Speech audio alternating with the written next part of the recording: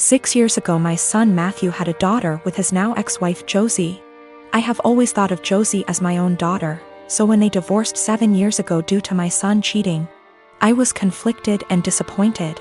Josie wasn't particularly close with any of her family, so my husband and I naturally took them in. Josie was an angel. She had insisted that we didn't have to lift a finger more than before we had taken them in, and though she was hurt, she kept civil around Matthew. My husband and I held a huge hand in raising their daughter Ruth, because Matthew remarried less than a year later and now has a 4-year-old son after disowning Ruth. 2 years ago my husband was diagnosed with lung cancer. It was hard on everyone, especially Ruth. They were extremely close.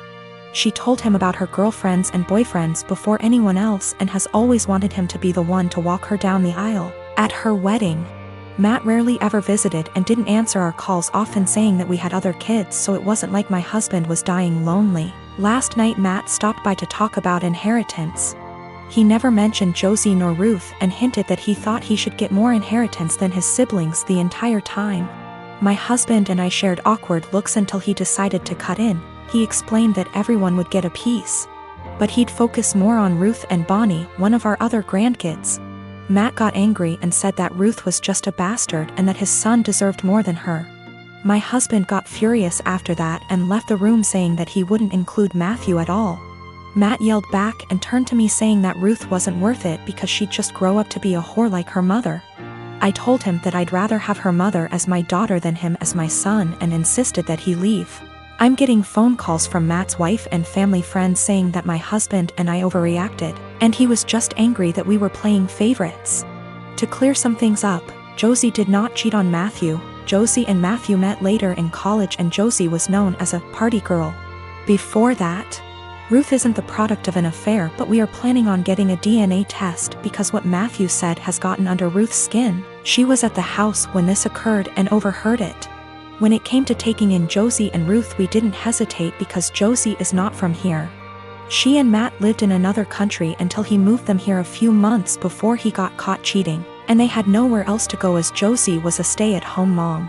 I had no intentions of choosing Josie over Matt then and now, and I never discouraged Matt from visiting. I tried to make it very clear that we weren't picking and choosing when we took Josie in. We just wanted her and our granddaughter to be safe and have a good home. My husband Derek and I have been married for 3 years, together for 7 total. Several years ago, about 6 now, I guess, I worked closely with a male coworker, Paul, that Derek was never fond of. Paul and I never had an inappropriate relationship. Derek's jealousy wasn't completely out of nowhere. I get why he felt that way. Those couple years were a perfect storm of relationship stress. I was working long hours. We were living apart after trying and failing to move in together. Our relationship was still fairly new. And then you add in a handsome coworker I had to spend long hours with and saw more than my boyfriend at the time. Paul was the source of several fights. Again, we never did anything that wasn't completely kosher. Eventually I told Derek he needed to trust me and get over it, or we were going to have to break up. He said he would stop worrying, and for the most part things were good. When Paul transferred out of state a few months later, things were really good.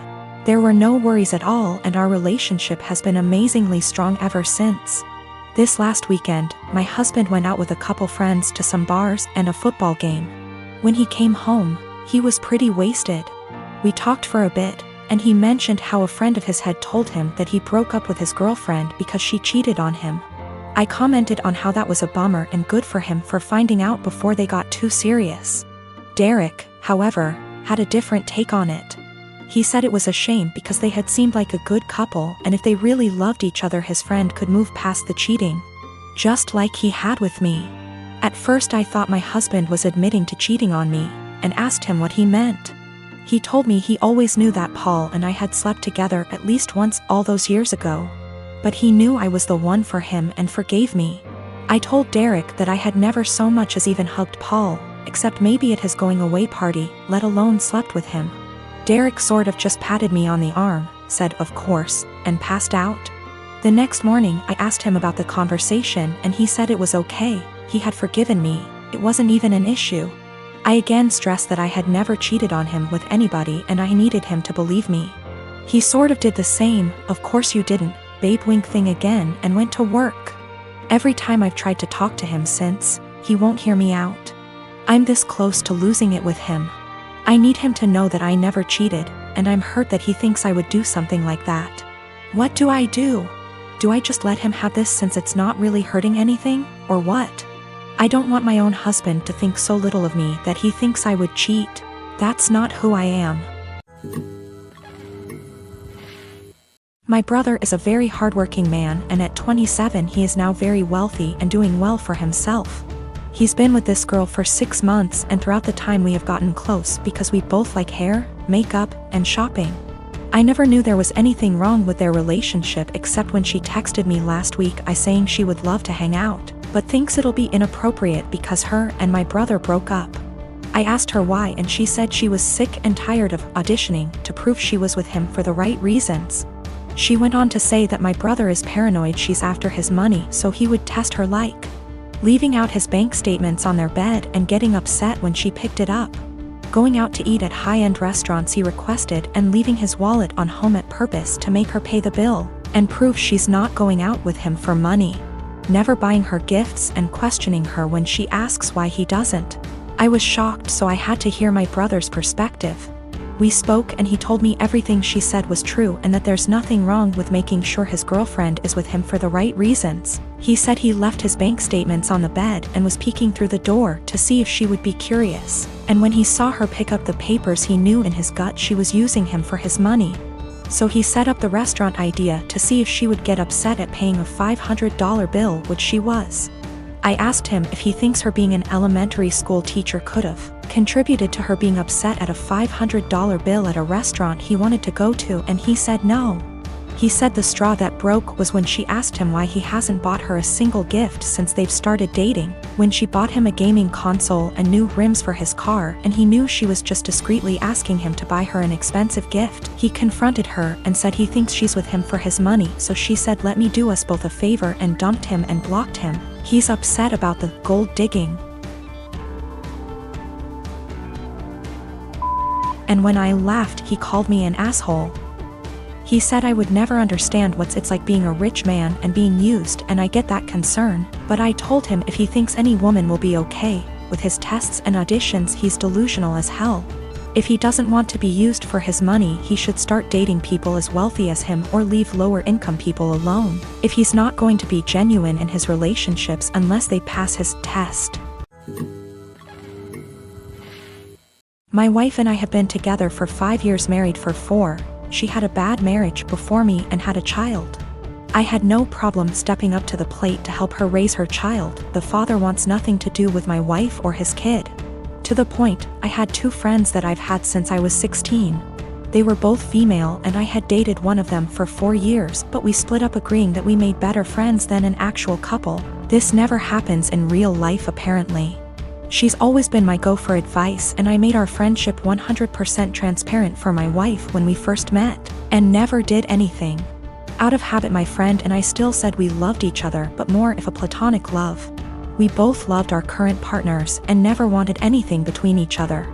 However, after a few years this took a toll on my wife, and she asked me to stop telling her that I loved her. So I explained this to my friend and she said she understood and would have no problem doing so. Another month or so I still have 100% transparency with my wife as to make her feel comfortable. I got deployed and my friend had just had her baby and asked me if I wanted to FaceTime to see her. I said yes, naturally happy for her and her husband. After a nice chat and meeting her new son, I got a call from my wife a few days later asking if I had talked to her KN FaceTime. I told her that I had and why, also telling her what we had discussed. My wife then didn't talk to me the rest of my deployment. When I got home I explained that I was sorry it hurt her feelings and wanted to make things better. She told me to never talk to her again. I tried to explain that it was just a friendship and that neither of us wanted a relationship. My wife took it upon herself to call her and tell her that if she didn't stop talking to me forever that she would tell my friend's husband that we were having an affair. She did not tell me any of this. I quickly noticed she had blocked me on everything, including my number. I had no idea what happened, so I confronted my wife and she told me that she was certain I was cheating on her, and that my friend and I were having an affair. She then told me that she had called her and only asked her to not talk to me anymore. I was slightly upset but stood by her decision and held no grudge. I feel like this event led to the breakdown of everything. She started to have no trust in anything I did, constantly going through my phone, and she would constantly lock her phone, or lock herself in the bathroom talking to someone on the phone. She started blaming her job for her unhappiness. I told her that I could pull extra hours at work if she wanted to quit to find a new one. She quickly quit her job and made no attempt to find work again. I was enlisted at the time. She said she hated that I was gone all the time, so I offered to go reserves to be with her more. She said that would fix it. So I got a civilian job that paid decent, but we had to move. The job is stressful and I'm not very fond of being a civilian. She has now come to the conclusion that I need to get out of the military and quit my civilian job, and we to move again, and that's the only way she'll be happy. I feel like I've given up everything for her to be happy. I'm trying to show her the logic that there is no way for us to survive if neither of us works. I love my wife and don't want a divorce, but I feel like she will never be happy and I'm not sure how to fix it. She blames everything on me and says that I'd be happier with someone else, or says she's leaving again. I'm currently deployed again, and the last week I was home she wouldn't talk to me or spend time with me and our daughter. She would lock herself in the bedroom all day. Then at night she would call me names and say I don't care about her and I never spend time with her.